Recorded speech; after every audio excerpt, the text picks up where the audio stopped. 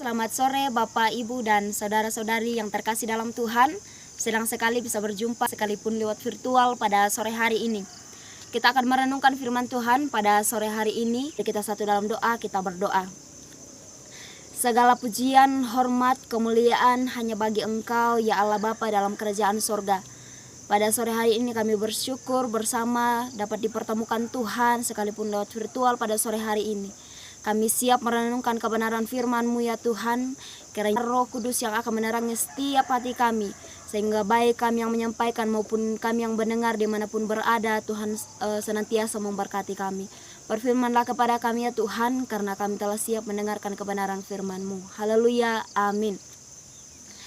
Baik Bapak, Ibu, dan saudara-saudari yang terkasih dalam Tuhan, perenungan kita pada sore hari ini saya ambil dari Yeremia pasal 3 ayat yang pertama sampai ayat yang ke-25. Yeremia pasal 3 ayat yang pertama sampai ayat yang ke-25. Pada pasal ini terbagi atas 3 bagian atau terbagi atas 3 topik. Yang pertama dalam ayat yang pertama sampai ayat yang ke-5 itu berbicara tentang pertobatan kepada Tuhan. Kemudian dalam ayat yang ke-6 sampai ayat yang ke-13 itu berbicara tentang Israel dan Yehuda diajak kembali kepada Tuhan. Dan dalam ayat yang ke-14 sampai ayat yang ke-25 itu berbicara tentang umat yang akan datang di Sion. Baik Bapak, Ibu, dan saudara-saudari yang terkasih dalam Tuhan, pada pasal ini yang menjadi perenungan kita pada sore hari ini, saya mengambil satu tema, yaitu pengakuan yang membawa kedamaian. Pengakuan yang membawa kedamaian. Saudara-saudari yang terkasih dalam Tuhan, kalau kita membaca keseluruhan dalam pasal ini, pasal 3, dari ayat yang pertama sampai ayat yang ke-25, kita menemukan bahwa dalam pasal ini Tuhan mengajak bangsa Israel untuk kembali kepada Dia melalui Nabi Yeremia. Mengapa Tuhan berbicara kepada bangsa Israel untuk kembali kepada Tuhan? Kita lihat dalam ayat yang pertama sampai ayat yang ke-25, di situ diceritakan bagaimana bangsa Israel murtad kepada Tuhan. Dijelaskan di situ bahwa mereka hidup dalam persinahan. Mereka hidup dalam persinahan, bukan hanya persinahan secara fisik, tetapi dalam ayat-ayat selanjutnya kita juga melihat digambarkan bangsa Israel itu bersinah secara rohani. Persinahan secara rohani itu seperti apa Bapak, Ibu, dan saudara-saudari? Persinahan secara rohani kita bisa lihat ketika bangsa Israel itu menyembah para berhala. Ketika Tuhan menuntun mereka, tetapi kemudian mereka tidak menyembah kepada Tuhan, tetapi sebaliknya menyembah kepada para dewa-dewa, itulah salah satu contoh mereka bersinah secara rohani. Jadi mereka bukan hanya bersinah secara fisik, tetapi juga secara rohani. Lalu kalau kita melihat secara keseluruhan dalam ayat-ayat sebelumnya atau pasal-pasal sebelumnya, sebelum pasal ini, kita pun juga sudah menyaksikan bahwa bangsa Israel itu menunjukkan bagaimana mereka disebut sebagai bangsa yang tegar tengkuk atau bangsa yang keras kepala. Ketika kita lihat salah satu gambar ini menunjukkan bahwa bagaimana Tuhan memelihara mereka.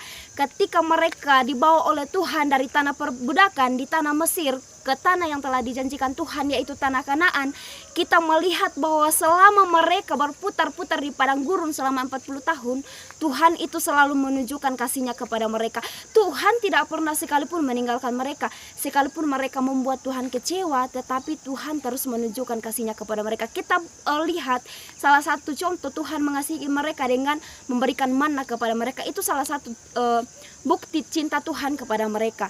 Lalu ketika pun mereka murtad kepada Tuhan, apakah Tuhan meninggalkan mereka? Sama sekali tidak Bapak, Ibu.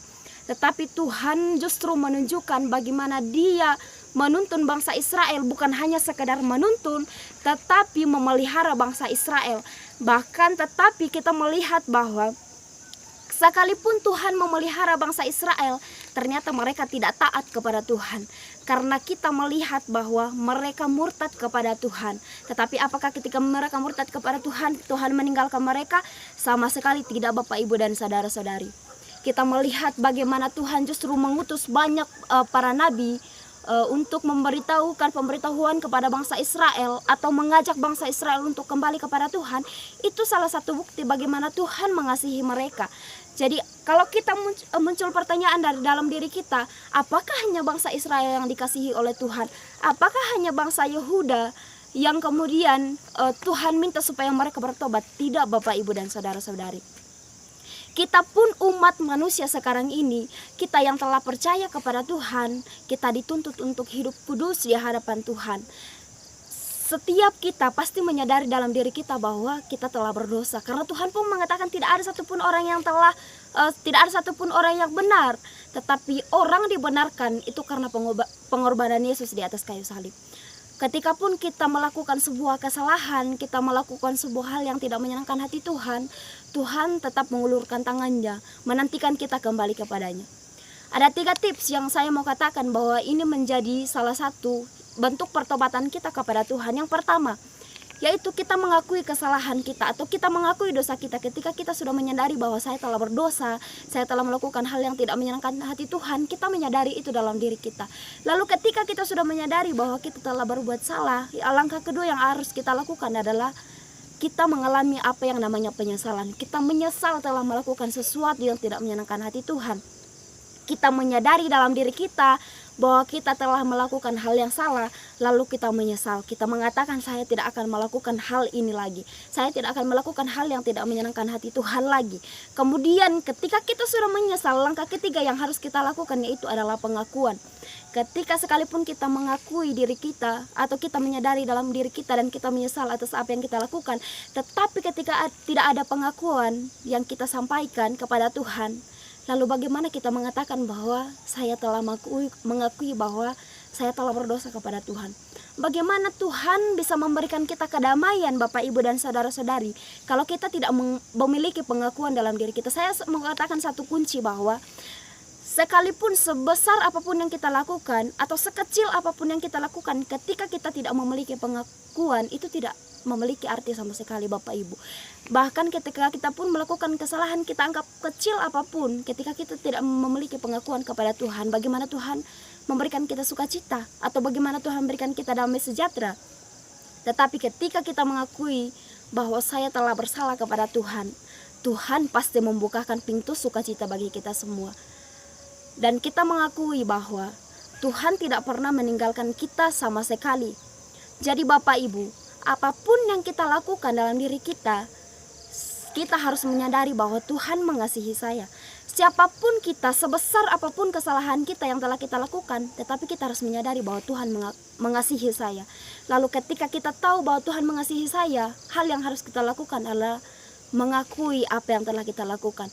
Tetapi dalam ayat yang ke-23, Bapak Ibu, kita lihat di situ bahwa firman Tuhan pun mengatakan bahwa banyak orang yang berlindung di gunung-gunung yang tinggi ketika mengalami sesuatu persoalan dalam dirinya. Kita lihat di belakang saya ini sebuah gunung yang tinggi, tetapi ketika pun kita merasa bahwa hanya di atas gunung yang tinggi ini kita bisa diselamatkan, itu sesuatu yang sangat mustahil, Bapak, Ibu, dan saudara-saudari. Ketika pun terjadi suatu bencana, salah satu contohnya, lalu kita naik ke atas gunung yang tinggi, lalu kita mengatakan saya sudah akan selamat di atas sana, itu belum tentu, Bapak Ibu, karena kita tahu bahwa gunung-gunung yang tinggi sekalipun itu buatan tangan Tuhan, dan Tuhan berkuasa atas segala sesuatunya. Jadi gunung-gunung yang tinggi sekalipun itu bisa hancur, Bapak, Ibu, dan saudara.